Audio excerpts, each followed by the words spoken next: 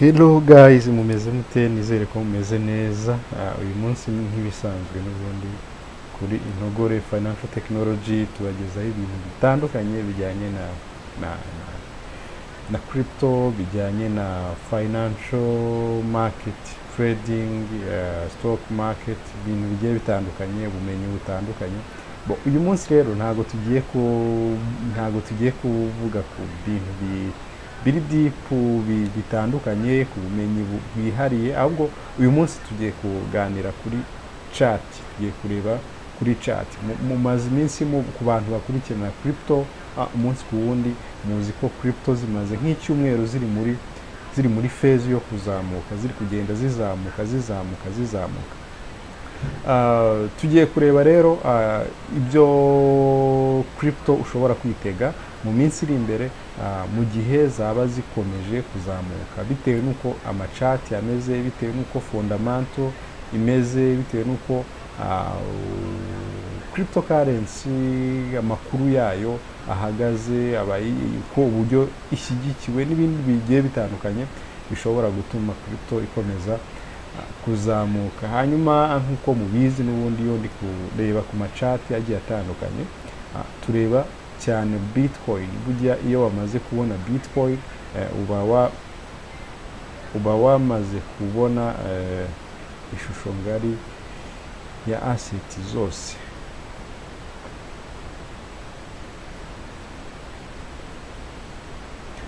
Hanyuma Bitcoin mu minsi yashize n'ubundi muribuka ko twavuze ko hano yari opportunity ya kane abantu bagomba kubyaza umusaruro bakinjira mu isoko.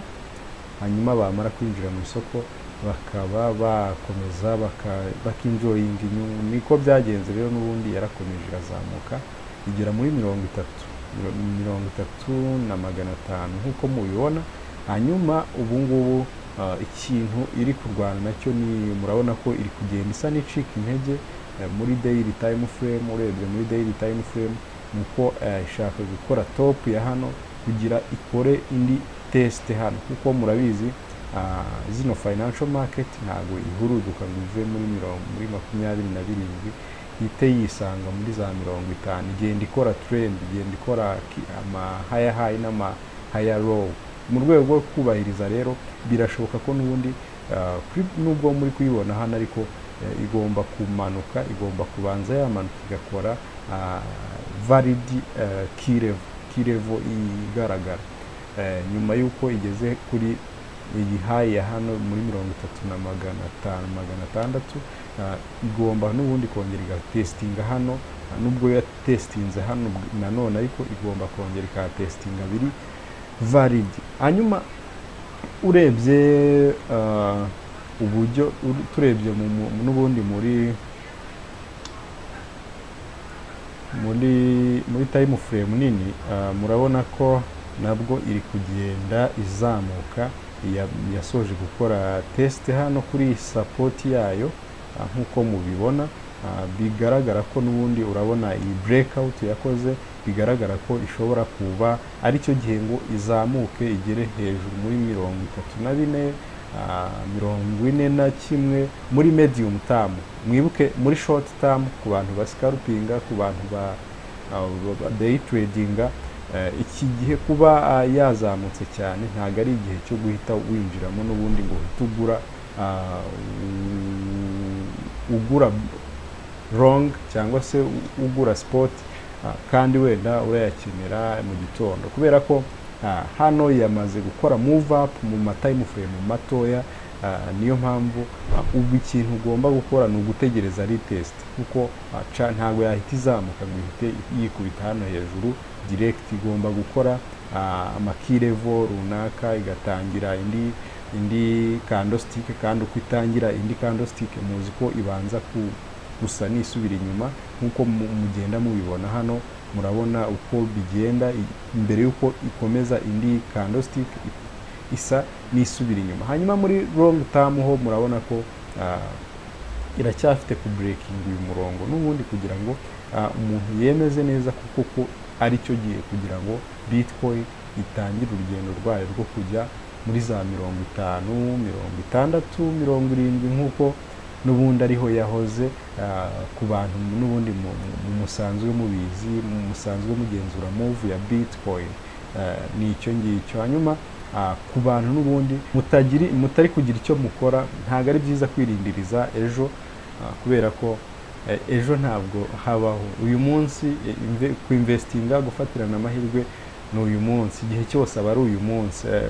Umuntu wari uri hano yatekerezaga ko Bitcoin izamanuka ikagera muri 12, kuko niko abantu bavugaga 12,900. hanyuma n'uwari uri hano yatekerezaga ko n'ubundi izongera ikamanuka igasubira hano hasi. N'uwari uri hano rero n'ubundi yatekerezaga ko izamanuka. Umuntu uri hano rero nawe aracyatekereza ko izakomeza ikamanuka ikagera hano hasi muri 19, 16. Niyo mpamvu rero ejo ntabwo uba uzi ngo izamanuka ko kwigeyo. Niyo mpamvu ugomba gufatirana amahirwe y'uyu munsi, hanyuma iby'ejo byo bikisobanura, ugategereza iby'ejo bigakuba ikigomba gukorwa, kigomba kuba kikaba, ariko task yawe uyu munsi wayikoze. Niyo mpamvu rero niba nta kintu wari wakora, niba utari kwinvestinga, niba utari gutradinga, especially kwinvestinga, kuko trading bisaba ubumenyi, bisaba kumenya kwanaliza, bisaba ibintu byinshi, kugira risk management. Ariko investment, kwinvestinga nta bumenyi bunini bisaba. Icyo bisaba ni uko utegura budget, warangiza ukareba asset ugiye kugura, hanyuma ugatangira ukayigura. Wibuke, niba ugiye kugura asset ufite miliyoni yawe, ntabwo ari byo ngo uhite uyishyiramo yose, kuko ushobora kuba ariyo n'ubundi ucungiraho completely, ugasanga wenda mu gihe wateganyaga ko Bitcoin irazamuka ikagera muri 52, birangiye isubiye hano hasi muri 14, bikarangira wenda ya mafaranga yawe yakeneye, kandi igiciro cyaramanutse, bikaba byatuma ugurisha mu bihombo. Rero ni ugukoresha dollar cost average ku muntu investinga. Niba ufite 1,000 cyawe cy'amadolari, hano uba warashyizemo 200, 300, yazongera kumanuka ugashyiramo andi 300, ariko yazamuka ukibuka ko ugomba gufata inyungu, ukibuka kugurisha, kuko ntabwo chart ikomeza kuzamuka. Hari abantu babyibeshya, yabona ari mu nyungu. Nk'ubu ni tumaze iminsi nk'itatu mu gihe abantu benshi bishimye, abantu baguze coin zigiye zitandukanye bishimye kubera ko bari gufata inyungu. Rero ibyo byishimo hari abantu bituma batibuka gufata inyungu, bagakomeza kwishimira kubona portfolio yabo izamuka yiyongera, bakumva batahita baseringa ako kanya. Rero ujye wibuka gufata inyungu niba uri kwinvestinga muri izi asset, kubera ko ntabwo iteka zihora ziri muri move up. Ejo zirongera zikakora move down, nkuko muri kubibona n'ubundi hano kuri screen. Bitcoin rero nuko imeze, tuyitezeho kuzamuka, mu gihe noneho ama ETF ari gupendinga muri USA yaba abaye approved, cyaba ari igihe cyiza cyo kugira ngo Bitcoin izamuke. Turebye na Doji, tuyirebye Doji, murabona ko crypto zose ziri kuri bottom line,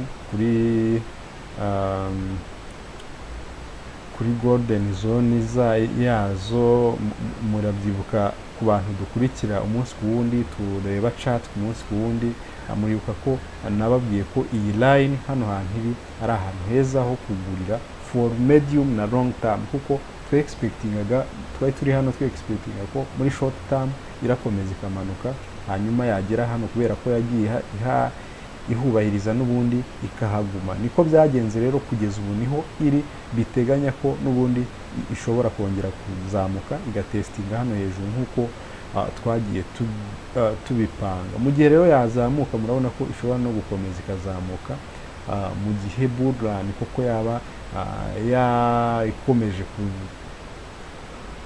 kuzamuka, ikomeje kuzamo, ishobora nayo gukomeza ikazamuka ndetse ikaba yanasubira iyi hejuru. Mwibuke ku bantu bari long term, ni igihe cyiza cyo kuba mudategereje ko izasubira hasi, ahubwo mugakora igikorwa nonaha. Ku bantu baba medium term n'aba long term investors, mukore igikorwa nonaha, mutangire muzamure portfolio zanyu, muzongere, mugure, kuko mu minsi iri imbere birashoboka ko crypto zizaba ziri ahantu hashimishije. Mwibuke kuri Bitcoin ejo muri space nibwo navuze ko iyo Bitcoin imanutse, iyo Bitcoin izamutse cyane kuri bull run, iyo yongeye kumanuka ntabwo isubira hahandi yari iri, irongera igakora retest n'ubundi. Nkuko mubona iyi trend imeze, niko n'ubundi muri long term Bitcoin imeze. Niba hano yari iri kuri $1 ikazamuka ikagera ku 100, irongera igatesting n'ubundi igarukira kuri 50, ntabwo isubira kuri $1. Iyo izamutse ikagera ku cyatanu hano, irongera igasubira kuri 500, ntabwo isubira kuri 50. Iyo izamutse ikagera kuri 20, ntabwo isubira ku cyatanu, ahubwo irakomeza ikajya mu 10.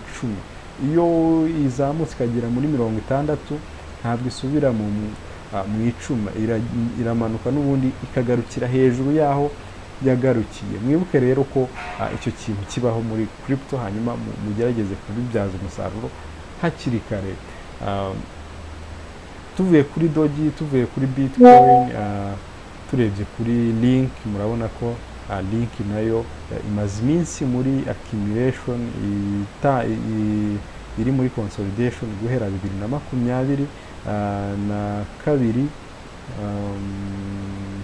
mu kwezi kwa gatanu 2022.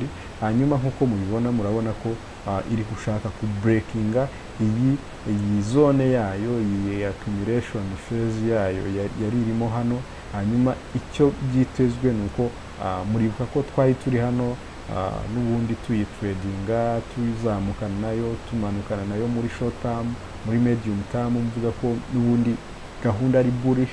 Hanyuma still n'ubundi iracyakomeje kuba bullish, mu gihe yaba iyi candlestick ihagaze neza ikakomeza ikazamuka, yasubira n'ubundi muri 18 hano, 29 muri 30 nkuko muri kubibona. Guys, ni ibyo kuri aya ma assets, aya ma crypto. Hanyuma tugiye kuri Solana, n'ubundi Solana nkuko mubibona nayo murabona ko ya breakinze iri ku breakinga trend line yayo hano muri weekly time frame. Hanyuma ikintu ugomba kwitega nayo mu gihe iyi candlestick yabi ikomeje guhagarara neza gutya, target ni muri 58, ndetse ikanakomeza ikaba yagera mu 120. N'ubundi nta gitangaje, kubera ko n'ubundi niho yahoze, niyo key level y'ingenzi igomba kugarukiraho mu gihe yaba irenze muri 54. Guys, ni ibyo navuga kuri crypto muri rusange. Ama crypto zino nizo ndeberaho, nkabona ishusho y'ama crypto muri rusange, nkabona icyerekezo ziri kuganamo. Ku muntu ushaka kumenya ibintu byinshi, ushaka gukurikirana umunsi ku wundi uko crypto ziri kugenda, uko crypto ziri gukora move, icyo yakora mu gihe crypto bitewe n'igihe crypto irimo, ni byiza ko yajoininga Discord group iri VIP. Abantu bayirimo barayizi, buri munsi tuba twanaliza chat, tureba icyo tugomba gukora. Ibingibi abantu bayirimo bazi icyo gukora, bazi ko iminsi yo kugura ari iyi turi kuvamo, ndetse n'uyu munsi urebeyeho iyi video ni umunsi wo gutangira ukaccumulating, ukazamura portfolio yawe. Niba ushaka kujya muri Discord group rero ya VIP, uri umuntu ushaka kubona uburyo bwo kumanaginga portfolio yawe, kumenya igihe cyo kugura coin wagura, ukanaganira n'abandi mugasharinga ibitekerezo, unyandikire kuri WhatsApp, nimero iri muri description. Hanyuma n'ubundi ushaka ubufasha bwanjye, ushaka kwiga, ushaka gusobanukirwa ibindi bigiye bitandukanye, n'ubundi wanyandikira kuri WhatsApp, hanyuma tukavugana uko ibisabwa, uburyo wabigenza kugira ngo tukomeze tugufashe, yaba kumanaginga portfolio yawe niba utabona umwanya kumenya asset wagura ya nyayo, ibyo byose twabigufasha. Icyo wowe ugomba gukora ni ukutwandikira kuri WhatsApp, hanyuma tugakomeza kugufasha. Mwibuke rero iyi ntabwo ari inama wagenderaho kugira ngo ukore investment udakoze research. Manzi ukore research ku giti cyawe kugira ngo ibintu bikomeze kukugendekera neza. Niba ushaka inama zimbitse, ushaka umujyanama mu by'ubukungu, muri finance, hanyuma agufashe uburyo ushobora gushora amafaranga yawe. Mwibuke amafaranga ni ingenzi cyane, niyo mpamvu ahantu hose ugiye kubanza kuyashora ugomba kubanza wahakora ubushakashatsi, ukareba risike zirimo, ukareba inyungu zirimo, ibintu byose ukajyamo ubizi. Murakoze rero guys, ndabemera cyane. Ciao ciao.